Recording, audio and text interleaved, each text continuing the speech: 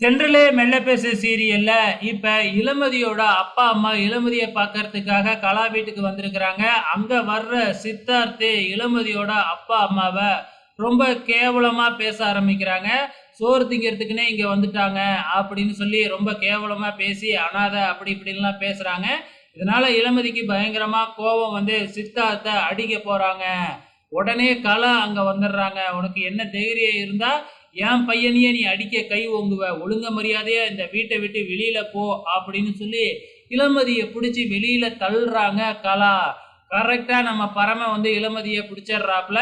அதுக்கப்புறம் வந்து பாத்தீங்கன்னா கலா பரமங்கிட்ட இவ இந்த நிமிஷத்துலயே இந்த வீட்டை விட்டு வெளியில போகணும், வெளியே போக சொல்லு பரமா அப்படின்னு கலா சொல்ல, நம்ம பரம இருந்துகிட்டு இங்க என்ன நடந்துச்சு அப்படின்னு சொல்லி கேட்கறாப்புல.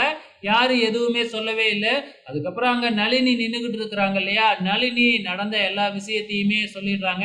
இந்த மாதிரி இளமதியோட அப்பா அம்மாவை இந்த சித்தார்த்து ரொம்ப கேவலமா பேசிட்டா, அதான் இளமதி கோவம் வந்து கை வாங்கிட்டா அப்படின்னு சொன்ன உடனே வந்து பாத்தீங்கன்னா பரமனுக்கு பயங்கரமா கோவம் வந்து சித்தார்த்த அவங்க கிட்ட மன்னிப்பு கேட்க சொல்றாப்புல. ஆனா சித்தார்த் இருந்துகிட்டு நான் இவங்க கிட்ட மன்னிப்பு கேட்கணுமா, முடியவே முடியாது அப்படின்னு சொல்றாப்புல. நீ வந்து வயசுல பெரியவங்களை எப்படி இப்படி பேசலாம் அப்படின்னு சொல்லி பரம திட்டுன்னு திட்டுறாப்புல. அதுக்கப்புறம் வேற வழியே இல்லாம கலா சித்தார்த்து கிட்ட மன்னிப்பு கேட்க சொல்றாங்க. ஸோ அதனால வேண்டா வெறுப்பா இந்த சித்தார்த்து மன்னிப்பு கேட்டு அங்க இருந்து ரூமுக்கு ஓடிடுறாப்புல. அப்புறம் என்ன, பின்னாடியே கலா போயிட்டு சித்தார்த்த சமாதானப்படுத்துறாப்புல. இந்த இளமதி என்கிட்ட சவால் விட்டுருக்கா, இல்லைன்னா இவங்க எல்லாத்தையும் நான் வெளியில துரத்திடுவேன், பரமனா பிரிச்சு நான் கூட்டிக்கிட்டு போறேன்னு சவால் விட்டா. இப்ப நம்ம எல்லாத்தையும் வெளியில துரத்துனோம்னா அவ விட்ட சவால்ல நான் தோத்து போற மாதிரி ஆயிடும் அப்படின்னு கலா சொல்லிக்கிட்டு தெரியுது. கலாவோட எண்ணம் என்ன அப்படின்னா இன்னும் இளமதி கிட்ட இருந்து பிரிச்சு பரமனை தான் பக்கம் இழுத்துக்கிட்டு வரணும் அப்படின்னு நினைச்சுக்கிட்டு இருக்கு. ஆனா எல்லா விஷயமும் தான் பரமனுக்கு தெரிஞ்சு போச்சு இல்லையா. ஸோ அது கூடிய சீக்கிரம் கலாவுக்கும் தெரிய வரப்போகுது. ஸோ கடைசியா நம்ம இளமதி பரமங்கிட்ட போய் நன்றியெல்லாம் சொல்லிக்கிட்டு இருக்கிறாங்க.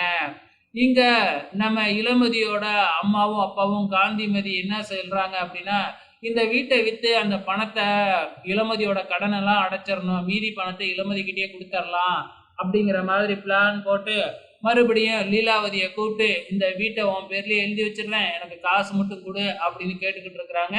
ஸோ இதுக்கப்புறம் என்ன நடக்கும் அப்படிங்கிறத பொறுத்திருந்து பார்க்கலாம்.